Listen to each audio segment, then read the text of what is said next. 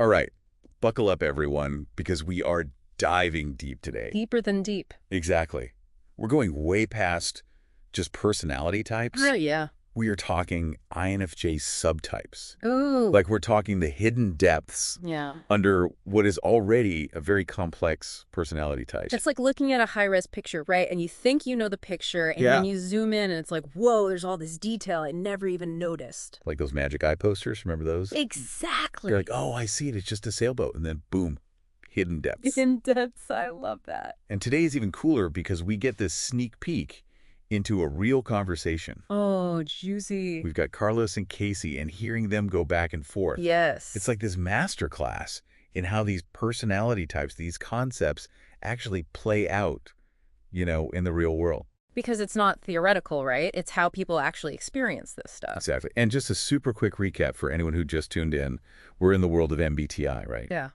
Which basically sorts personalities by how we experience and process all the stuff around Right, us. like, are you more introverted, more extroverted? Yeah, yeah. How do you make decisions? All of that. But what Carlos and Casey dig into, whole other level. Because even within, like, one type, like INFJ, there's so much variation in how those, what are they called, core traits?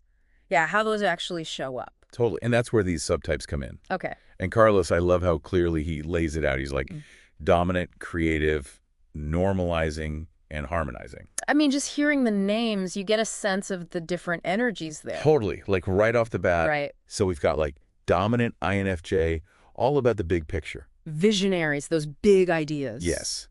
Then there's like the creative INFJ, all about feeling deeply, making those connections. The artists, the writers. Yes, exactly. Expressing themselves. And we can't forget these guys, the normalizing INFJ. Oh, the organized. Sense analysis. Bringing order to chaos. It just goes to show you can be an intuitive feeler and still rock that spreadsheet. Okay. 100%. Like, our strengths can totally surprise us. For sure. And then last but not least, we have the harmonizing INFJ. More action-oriented, I would say, present focus, bringing those big INFJ ideals, down to earth into reality. Yeah. It's amazing how many different pictures you get just within one personality type. Right. It's not just about being an INFJ. Right. It's how you're an INFJ. It's like being a chef. Okay, I like that. You can be a chef, but what's your specialty? Yeah. What's that extra flavor you bring? And for someone who's maybe struggling to figure out their type, those nuances, they can be so validating. Totally.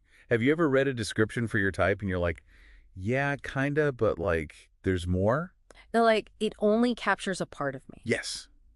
This could be why. It's like finding that missing puzzle piece. Absolutely, yeah. But what I find really interesting is Carlos's point about information metabolism. Okay. It's like each subtype processes information in a different way. Okay, now you've got me. I'm hooked. Tell me more about this information metabolism thing. Well, think about it. Some people, they just devour news articles. Yeah. They love staying up on current events. Right. Other people, they connect more with stories, with personal experiences. Yes. Some crave data. Others want to find the meaning behind it all. So you're saying that how we each approach information, it's like another piece of this subtype puzzle. Exactly. It's like having a custom-built information filter, Totally. Like, out of all the noise out there, what jumps out to us? And that leads us right into Casey's experience. Okay. Which, I don't know about you, but I found it super relatable. Oh, yeah.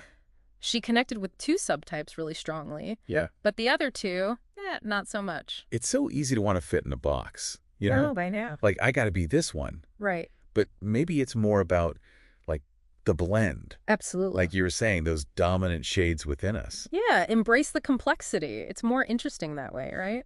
100%, yeah. It's way more fun. Way more fun. Speaking of fun, okay, side note, Casey's story about walking into a tree branch Oh my gosh, yes. while she's lost in thought. I felt that So relatable. on a spiritual level. I'm not even kidding. The classic creative INFJ, so deep in their own world, Yes. they miss a giant tree branch right in front of them. It's like the universe's way of being like, hello, Earth to you. Exactly. It makes you wonder, right? Like, what other little quirks come with each subtype? Oh, totally. Like, I bet the normalizing INFJ, they're the ones color-coding their bookshelves, guaranteed. Oh, 100%. Or the harmonizing INFJs organizing like a potluck Yes. to get everyone together. Bringing people together, that's their jam. Yeah. Exactly. It's fascinating to think about, like, how do these tendencies actually show up in our everyday lives? Right? Totally. Like, how deep does this rabbit hole go? Speaking of rabbit holes. Oh, here we go. Carlos, okay, he drops this bomb Okay, tell me. about the MBTI system over in Russia. Oh, yeah. He blew my mind with this, too. Okay, so apparently their system, way more detailed. Way more nuanced, yeah. Like, we've got MBTI 1.0 here. Yeah, the basic model. And they're working with, like, MBTI Ultra Pro Max or something. They're playing chess and we're playing checkers. Exactly. Like, how much detail is too much detail? That's a question. Are we overcomplicating things, or is that kind of the point? Right, because on the one hand, we want to acknowledge the amazing complexity of people. Right, like we contain multitudes. Exactly, but on the other hand, we don't want to get so lost in the weeds that we're paralyzed by indecision. Analysis paralysis, for sure. Yeah. It's that classic debate, right? Can you really box in every human experience? That's a tough one. Like, are there just too many variations out there? It makes you think. It really does. And just when I thought it couldn't get any more mind-bendy. Tell me. Carlos brings up Jung, the OG mind-bender himself, Ew. talking about the Anima and the Animus. Oh, boy, here we go deep. Right, now we're in, like, psychology meets mystical adventure novel territory. Right, exactly. And Carlos is suggesting that these archetypes, right, the Anima and the Animus, they might actually play a role in which subtype resonates most with us. Okay, that's where I need a little help connecting the dots. Okay, so imagine it this way. The Anima and the Animus, they're not fixed, right? They're constantly, like, doing this dance inside us. Okay. And depending on our experiences, how we were raised, even maybe our MBTI subtype, one might be more front and center than the other. So, like, a dominant INFJ with a super strong Animus might be, like, the CEO who's all business. Exactly. Whereas another dominant INFJ with a more prominent Anima might lead with, like, empathy and nurturing. Right? Exactly. And it makes you wonder, how does this interplay of archetypes affect how we see the world, And how much of that is, like, hardwired versus society telling us what's masculine or feminine? It's a great question. It's a big one. It is. And it's questions like these that make this whole exploration so fascinating, don't you think? Absolutely. Always more to uncover. Yeah.